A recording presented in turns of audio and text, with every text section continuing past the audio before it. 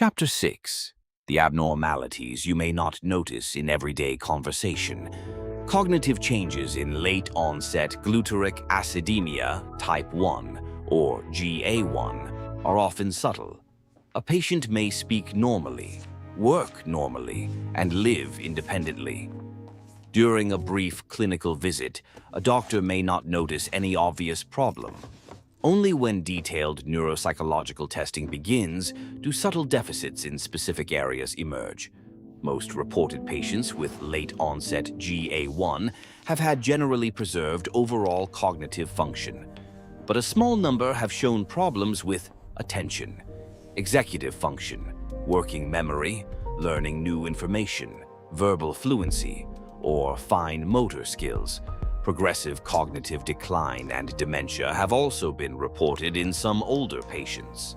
Individual case reports have described difficulty regulating emotions, behavioral changes, and diagnoses of bipolar disorder or schizophrenia.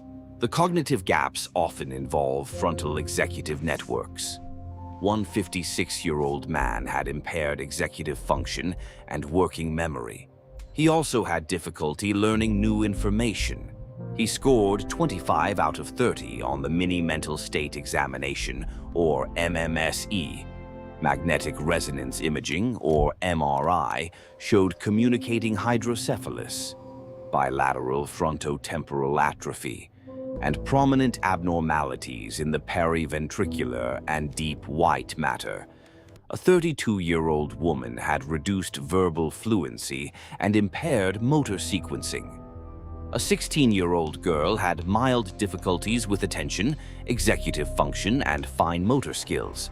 Her MRI also showed injury to the putamen and diffuse white matter abnormalities in both frontal lobes. A small number of middle-aged and older patients have developed progressive memory loss, reduced speech, or dementia. These changes have often appeared alongside tremor, seizures, or other neurologic signs. In some studies, the weaknesses found on testing have echoed structural findings in the brain. These include reduced volume of the supramarginal gyrus, abnormal development of the temporal pole, and frontotemporal atrophy.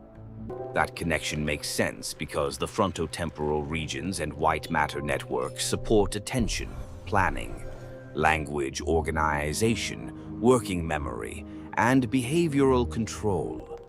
When these networks are affected, a patient may not show a broad decline in intellectual ability.